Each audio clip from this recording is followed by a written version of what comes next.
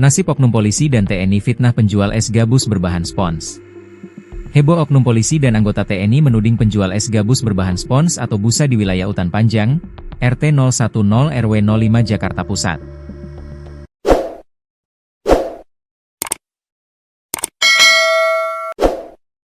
Namun setelah hasil pemeriksaan oleh tim keamanan pangan, Security Food, Dokpol Polda Metro Jaya keluar, justru terungkap fakta mengejutkan.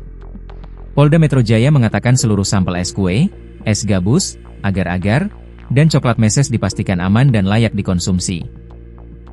Mengetahui hal ini, anggota TNI selaku Babinsa Kelurahan Utan Panjang dan Babin Kamtipmas Kelurahan Kampung Rawa menyampaikan permohonan maaf.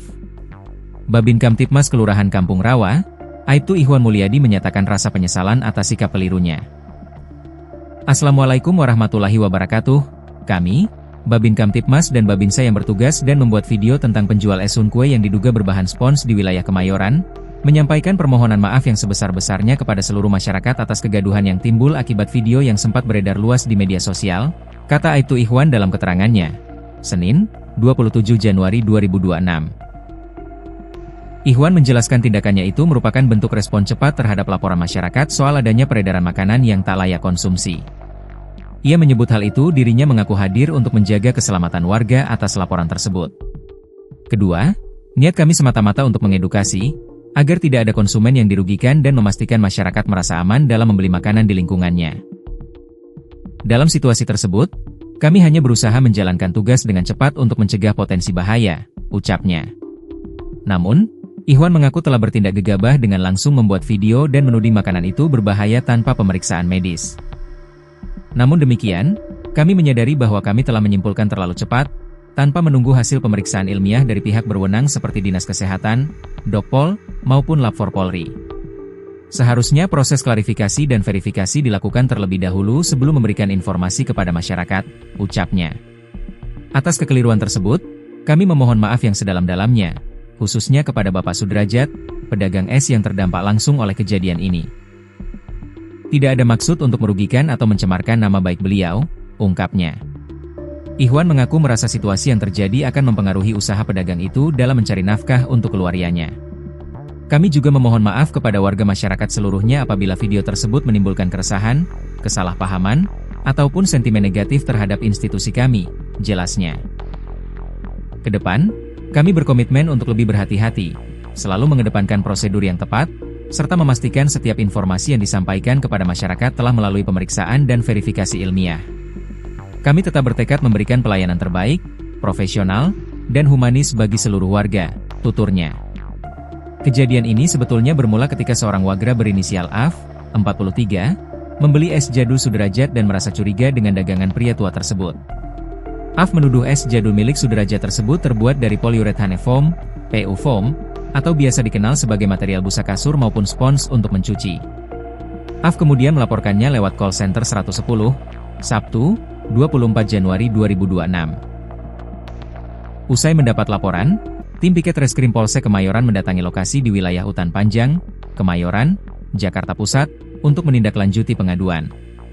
Kemudian anggota Polsek Kemayoran dan anggota Babinsa Kelurahan Utan Panjang memeriksa dagangan Sudrajat. Mereka memeras dan membakar es jadul dagangan Sudrajat, dan langsung menyimpulkannya tersebut dari spons. Assalamualaikum warahmatullahi wabarakatuh. Saya bersama Pak Babinsa Kelurahan Utan Panjang, ucap anggota Polsek Kemayoran. Ini kita dapat penjual es kue. Es kue jadul, yang dulu kita pernah makan. Nah, sekarang harap hati-hati bagi orang tua ya, Pak ya. Karena ini udah rekayasa. Bukan bahan hunkue lagi, atau puding, melainkan bahan spons ya Pak Babinsa. Nah, ini bisa kita lihat. Nah, ini bahan spons, kalau dibakar, dia meleleh. Ini spons dari bedak. Yang ini berbahan dari agar-agar. Coba peras, Pak. Nah, spons, Pak ya. Nah, spons, imbunya. Anggota Polsek Kemayoran lalu memperingatkan para orang tua untuk lebih waspada. Harap hati-hati tuh semuanya ya, bagi orang tua ya, waspada ya, ucapnya. Dari spons. Kalau dia hunkue pasti hancur atau gagar, tambahnya. Babinsa kemudian memaksa Sudrajat untuk memakan es jadul yang sebelumnya sudah diperas menggunakan tangannya. "Makan nih, habisin, habisin." "Telan," ucap oknum Babinsa tersebut. "Yang muntah biar kamu-kamu. Jangan anak-anak kecil, ya. Kasihan tuh," tambahnya.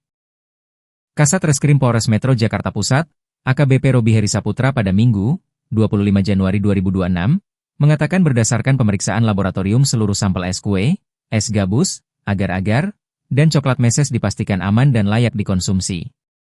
Tim Dokes telah melakukan pemeriksaan menyeluruh dan hasilnya jelas. Produk tersebut layak dikonsumsi atau tidak mengandung zat berbahaya, jelas Robi. Namun untuk menjamin ketenangan publik dan memastikan hasil yang lebih pasti dan ilmiah, kami juga mengirim sampel ke Dinas Kesehatan dan Laboratorium Forensik, Lab4, Polri, jelasnya. Robi bilang, hasil resmi pengujian setelah dikirimkan ke kedua instansi masih menunggu proses uji selesai. Selain itu, polisi juga menelusuri lokasi pembuatan es di Depok. Penelusuran ini memastikan bahwa produksi es tersebut tidak menggunakan bahan berbahaya atau spons. Pedagang diberikan ganti rugi. Setelah semua pemeriksaan dinyatakan aman, Sudrajat dipulangkan ke rumahnya. Kepolisian juga memberikan penggantian uang atas barang dagangan yang diamankan selama proses pemeriksaan. Menurut Robi, tindakan ini untuk memastikan keseimbangan antara perlindungan masyarakat dan keberlangsungan usaha pedagang kecil. Kami memahami bahwa pedagang kecil sangat bergantung pada hasil jualan hariannya. Sebagai wujud empati, kami mengganti kerugian atas barang dagangan yang harus diuji. Tujuannya memastikan masyarakat terlindungi tanpa merugikan pihak pedagang, jelas dia. Robi pun mengimbau masyarakat untuk bijak dalam menerima informasi. Isu seperti ini cepat viral di media sosial, padahal belum tentu benar. Bila menemukan dugaan pelanggaran, segera laporkan melalui call center 110 agar dapat ditangani secara tepat, ujarnya. Terungkap sosok oknum TNI paksa penjual es gabus makan dagangannya dituduh pakai spons cuci. Inilah sosok anggota TNI yang memaksa penjual es gabus memakan es jadul miliknya sendiri, Sudrajat, 49. Kini oknum TNI tersebut dikabarkan minta maaf atas perilakunya terhadap Sudrajat yang videonya viral di jejaring akun media sosial. Dari video yang beredar, Sudrajat diduga menjual es kue yang mengandung polyurethane foam, PU foam. Bahan yang dikenal sebagai material busa kasur maupun spons untuk mencuci. Adapun anggota TNI yang menuduh dan memaksa pedagang es gabus memakan jualan miliknya bernama Heri. Heri merupakan Babinsa Kelurahan Utan Panjang, Kemayoran. Dalam aksinya yang viral menuduh Sudrajat, anggota TNI ini bersama Babin Kamtipmas Kelurahan Kampung Rawa, Johar Baru, Jakarta Pusat, Aibtu Ihwan Mulyadi. Kini keduanya muncul menyampaikan permintaan maafnya.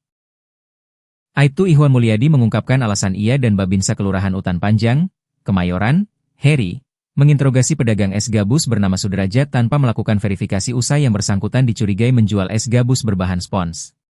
Dalam sebuah video permintaan maaf yang dibagikan Humas Polres Metro Jakarta Pusat, Selasa, 27 Januari 2026. Ihwan mengatakan bahwa tindakannya tersebut merupakan bentuk respons cepat terhadap laporan masyarakat yang khawatir adanya dugaan makanan berbahaya beredar di lingkungan mereka. Sebagai petugas di lapangan, Ihwan menyatakan bahwa ia dan Heri berkewajiban hadir dan merespons setiap laporan demi menjaga keselamatan warga. Niat kami semata-mata untuk mengedukasi agar tidak ada konsumen yang dirugikan dan memastikan masyarakat merasa aman dalam membeli makanan di lingkungannya, tutur Ihwan dalam video, dikutip kompas.com. Ihwan menegaskan, saat itu ia hanya berusaha menjalankan tugas dengan cepat untuk mencegah potensi bahaya di masyarakat.